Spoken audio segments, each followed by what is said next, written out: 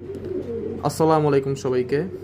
এই যে এই কবুতরটা দেখতেছেন, মাশাল্লাহ কত সুন্দর কবুতর। কবুতরটা দুইটা পাকে ছিল। অনেক দিন হয়ে গেছে বাসা রাখছি, কবুতরটা বিক্রি করতেছি না। দেখেন কবুতরটা ভালো করে। এই যে কবুতরটা ঠান্ডা কবুতর, এই যে ফেদার দেখেন। কবুতরটা পাল্লা যখন করছিল হয়তো বা অনেক বড় কেউই, অনেক কবুতর যারা পাল্লা করে তারা কবুতরটা দেখে নাই মনে হয়, কবুতরটা কানি পড়েছিল। কবুতরটা পাল্লা করছে, কবুতরটা পড়ে গেছে, কবুতরটা আমার বাসায় পড়ে গেছে।